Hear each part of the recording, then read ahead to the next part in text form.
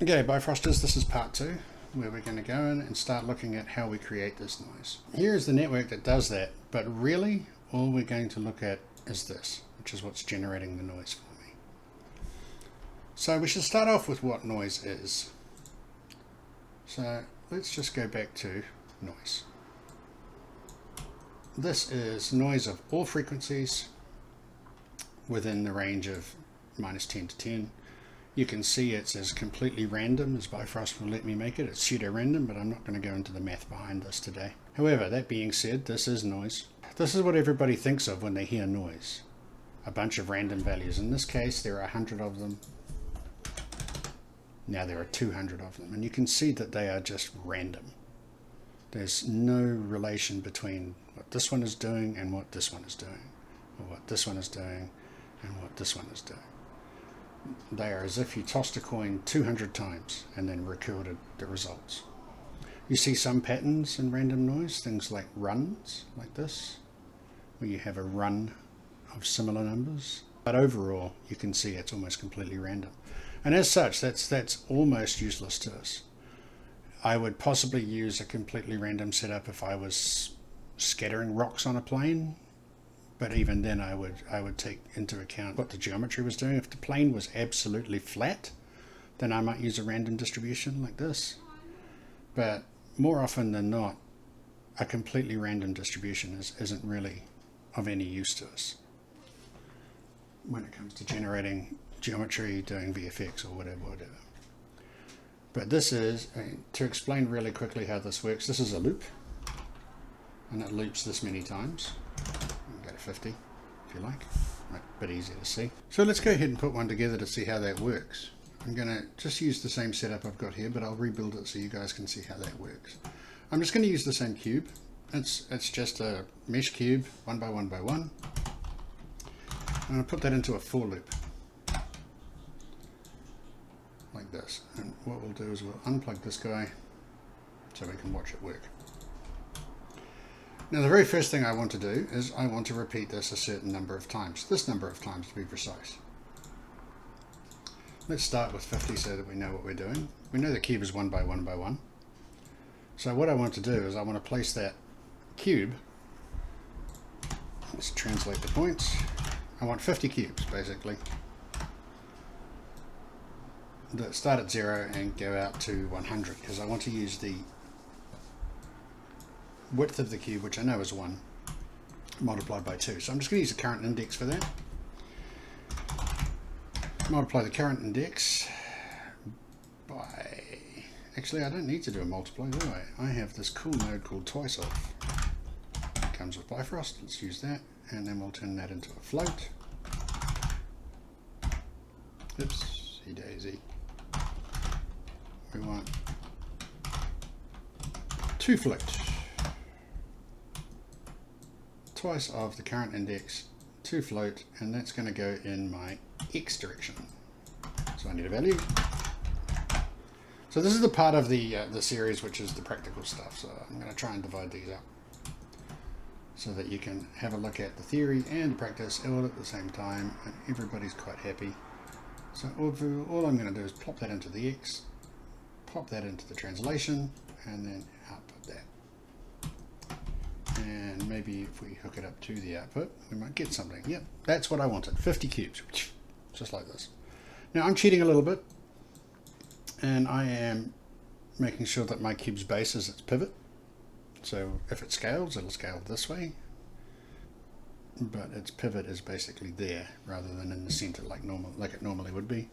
So here are my 50 cubes. I can change the number of cubes by popping a different number in there. There's now 100 cubes, but we'll just stick with 50. So the next thing I need to do is I need to change the size of those cubes based on a thing, something. I need to scale them in the y direction, well, due to some data coming in, which will be related to the current index. So let's try it just with the current index at the moment. So we get this guy, and we go to float again. And we're going to increment it by 1 for this, just so that we don't start with a 0 scale at the beginning. And then I'm going to take my mesh, get the point position, like this, multiply.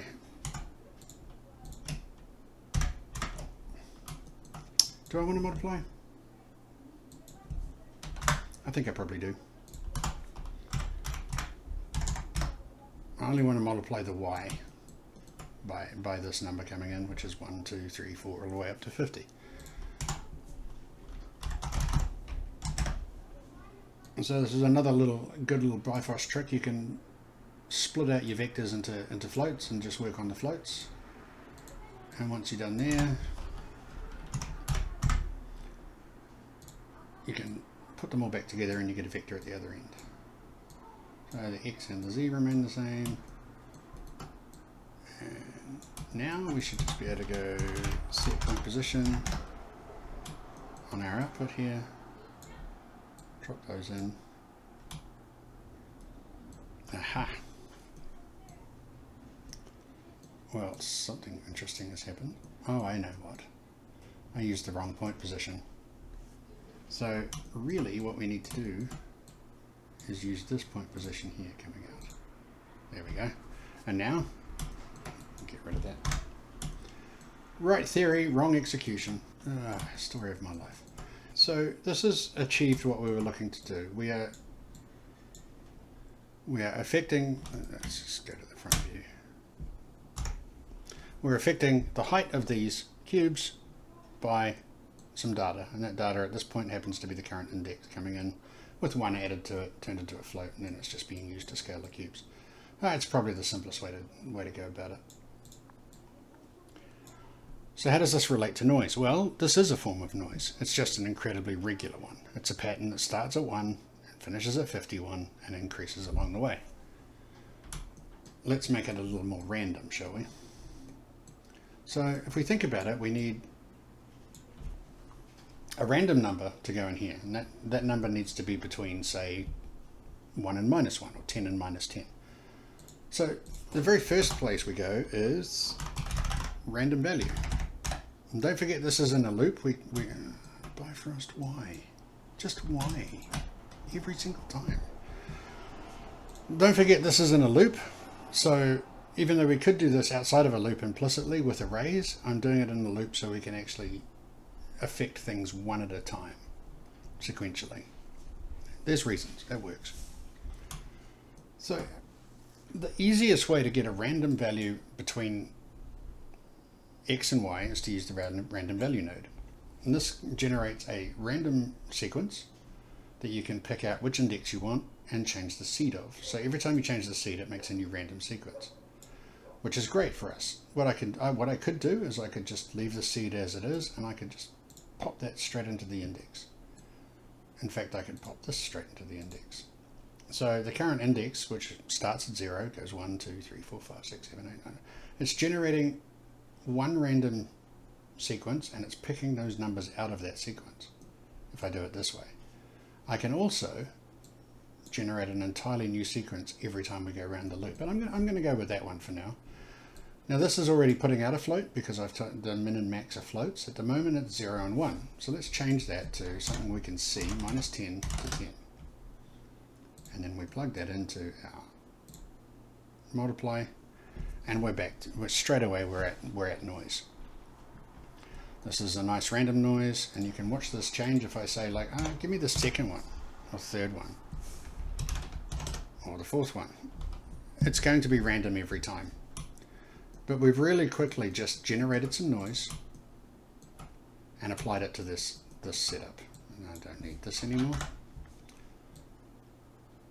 Now, if you have a look at the one I did, it's colorful, it's moving, it's got different options. That's cool, but this is the engine for it. This is the heart of it. This is really all it's doing, is it's applying some sort of noise value to the height of those cubes. To prove that, let's go for a sine wave, like we did before. Again, we'll take the current index out and we will change that into a float, like this. Goes in there, and then we use that sine wave instead. And if it would pick up for me, you can kind of see the sine wave, but what a sine wave does is it outputs between -1 and 1. So to get the amplitude back, I've either got to build the amplitude and frequency, which we'll do in just a second. We'll start to do the frequency and amplitude stuff. Or I've just got to set these to -10 and 10. And we can do that, like just for the purposes of having a look, we can do that with a change range. So we have a value coming in. We know that a sine outputs between 1 and -1 because high school trigonometry tells us that. So it starts at -1, it ends at 1, and then we want it to start at -10 and end at 10. Change our output. And yeah, multiply nodes are good for this. So now you can see we've got no frequency control, but you can see the sine wave here. Perhaps 10 and 10 was a bit much. Let's just halve that. And it's at around about this point where you start to think, well, you know, this would be much easier if I had some sort of way of controlling it. So let's start with amplitude, shall we? If you have a look at this, we can pretty much just separate this into 3 areas. So this area here is, all it's doing is it's running 50 cubes or however many cubes along that line in the x by translating the points. We need to do this first, and everything after this is done to these points because this is giving us our translation. And it's a display thing. It's not really terribly important. I could do all of this on one cube if we wanted to, but it would be very difficult to see. Oops, I didn't want to delete that. And then here you have the bit that does the displaying of the noise, the multiplication of the height. So that's the second sort of area. So let's just make life easier for ourselves, and we'll make compounds out of these, and we'll name them well, of course. We call this cubes in a line because, you know, hell, we can even go in cubes in a line because that's great naming. Then up here, get this one. We'll call this the Noiseworks, because this is where we're doing all of our noise. In here, we will do a compound, and we will call this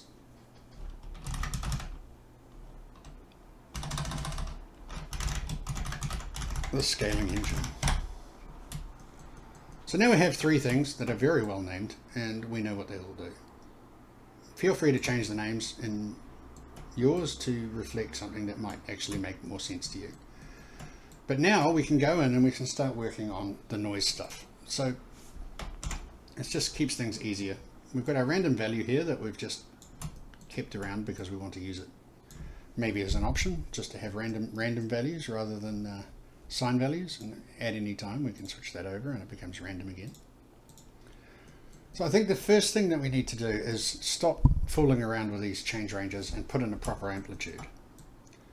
So if you remember, amplitude is a post-noise effect. It happens to the data coming out, not the data coming in.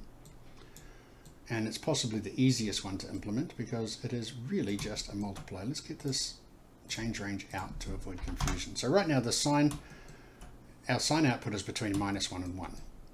And what we want to do is we want to make a multiply node, and we want to multiply that by some number. 0 is going to kill it because 0 multiplied by anything is 0. Let's rename this to amplitude. Let's spell it wrong. Like that. Rename that to amplitude, and we'll start off by just giving it a nice 10. There we go. Didn't we decide 10 was too much? Let's go for 5. Lovely. We have our sine wave. We have no frequency, but we do have an amplitude. I want this amplitude to apply to any noise I put in this. So I would really like this node to be able to handle several different kinds of noise. Right now we have a sine and we have a random value. So let's put in an if statement. Yeah, an if statement for now. We might change it up to a switch or an enum later. And I want my base to be the random value always. So it goes in there. There's our random value with some iteration on it. And the reason this is so large is because in our random value, we had this set to -10 and 10 just for visual purposes. And then let's pop in our sine wave to the if, and if we change our if condition, we go from random to sine, random to sine. Nice. Let's pop this out as an option. So this is just a little bit of a building things class, as well as talking about noise. So you can see what the amplitude does just by building it. The amplitude is multiplying the output of your noise.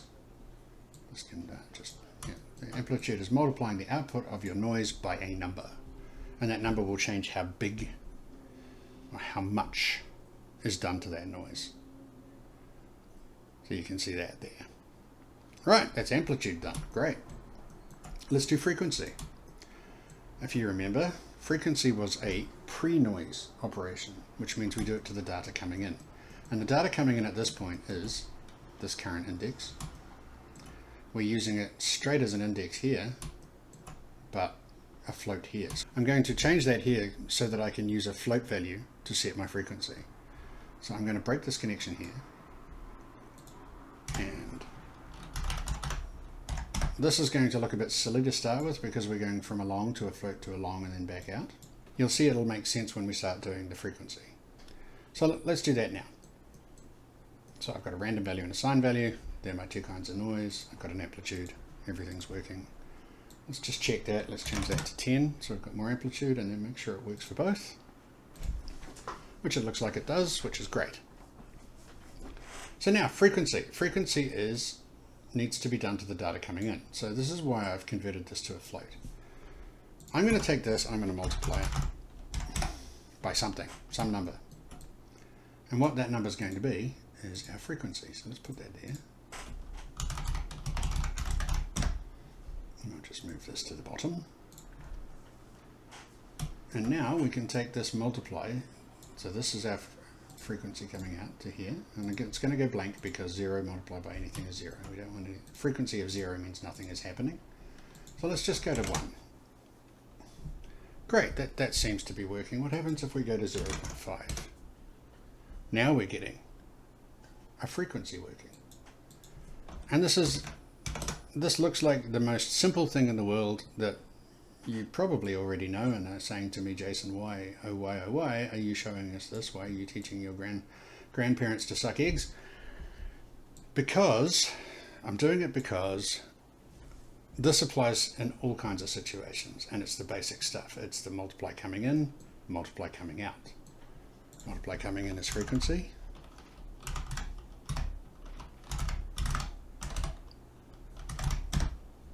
Multiply coming out is amplitude. It doesn't matter what kind of noise we put in here now. Fractal noise, curl noise. Hell, why don't we try a curl noise? Here's a curl noise. As it stands, a curl noise doesn't give you any control. It gives you the positions coming in, a time if you want to animate it, and the seed that it's going to be generated on. Let's just pop this out to the true case for now. Now we've got a problem. Let's go find out what that problem is.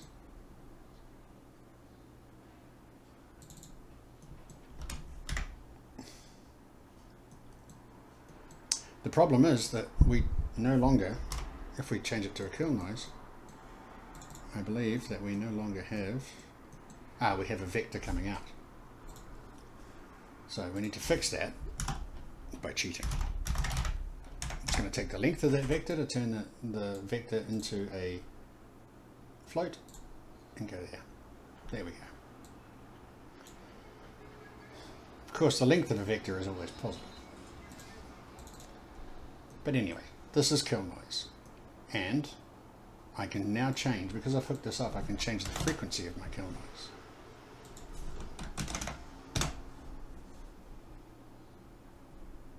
And that's why we do it. So if you set yourself up with a little noise engine like this, you can then use it, depending on how you build it, you can use it for everything, which is why I'm going through it. I kind of think it's important. Let's try it. Let's try it with a simplex noise. And if you watch the things that pop up in my list here, you can see I've tried to make that one. That's another one of mine, and it's another one of mine. So I've been playing around with noises for a bit. Noises are important. So let's pop this out. Again, the simplex by itself doesn't give you anything. It doesn't give you any frequency. It doesn't give you any amplitude. It just returns a number between minus, I think, 0.5 and 0.5. But by doing this, we can now start to control how our noise looks. And this becomes super important as we get to layering different, like adding noise on top of each other and noise on noise on noise. When we get to things like lacunarity, which is a fractal Brownian motion thing, which we're going to build our own FBM node, which is going to be great. We're going to look at how we warp the domain of that FBM node to get some really cool results. But anyway, this is why we do it. We do it so that we can apply frequency, amplitude, and phase to anything. Which brings us to phase.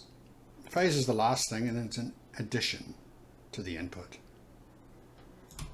Because what's coming in this case is the current index of the loop. So if we add one to that, it's going to do it on the next index of the loop. If we take one away, it's going to do it on the previous index, and so on and so forth. So I'm going to pop in an add here. I'm going to make sure my name is all right, all good. And this works for this. Well, this will work, and I will show you how this works for things like vectors as well. Pop that in there, rename that to phase, and actually hook it up this time. Move it up a bit. And now let's test that. What happens if I go, say, -5? That's working. If I go 5, that's working. If I change my noise, this, and now you can see what changing your frequency does to a completely random value. If I have this back at 1, every value will be different. If I take it to 0.5, you can see that these values are the same because of the frequency of the noise. If I take it to 0.1, like we had before, this is a noise value, and then the frequency changes. The frequency changes. Well, you get the idea. Works for simplex too, quite nicely. Let's check our phase again. So in our phase setting, we have 5. What happens if I go 25? And then 20. Yep, that's working. That's working for all noises. So with this really, really simple, like what, 5 or 6 node setup, you've got absolute control over all the noise that you put into it. So I'm going to be saving this, and I'll make it available with the tutorials as we go along. But I'm going to be saving this. I'm going to use this over and over and over again. And because I'm going to use it over and over and over again, eventually I'll end up publishing it as a compound. A lot needs to be done to make this able to handle different kinds of noise coming in, vectors, etc., etc., etc. Right now, it's all about the float. It's all about the noise value. Most of the time, it's cool to stay that way. But once you get into things like woolly noise or cellular noise, and some of the really difficult ones like sparse convolution, which I haven't quite got my head around yet, and I'm hoping to have my head around before we talk about it. You may have noticed that's how I do things when it comes to explaining. But when you get up into that level, then this will need to change to stop just handling floats. Okay, so that is your basic Noiseworks. You have an input. Let's change that. Input coming in. At this point in time, it's not even coming in as a float. It's coming in as a long value. We'll work on that as well. You can now change the amplitude, frequency, and the phase, and you can change the noise here. I'm actually going to get rid of that. Jump back in here, and I'm going to turn this into a switch. So it just means that we'll have to remember what's what to start with, but it'll get better after that. So I've got a little switch node here, and what I'm hooking up to it is these 3 noises instead of this if statement here. So let's hook up the random value to start with. Once it's hooked up, I need to go in there and go port type, array float, and fan in, and then it'll work. Yeah, don't even get me started. And then we can add the other 2 in there. If we have a look at the order of our array, it's random value, sine, and then noise, which is simplex noise. And I can't rename that, of course not. But anyway, this is going out here, and I can delete this now. And what this switch lets me do is input 0 is the first one in the array, so that's the random value. And then the first switch 1 is the second in the array, which is sine, and 2 is the simplex noise, and you get the idea. So we'll just pop this out here, call it noise selection, and we're done. This way, if I wanted to say add a kill noise back in, kill noise in there, take our frequency into position, which is, you know, always fun, and then we put the length of that just to make things work. And what's more, we'll just have fun and change the range so we get something approaching a noise output. So I believe it comes in 0 to 1. We're going to make it come out -1 to 1, and move that along. Let's plug this into the switch, so, and then I can change my noise selection to 3. Obviously that's not working. It's got to be something else. Wow, so kill noise is interesting. Let's have a look at our lengths.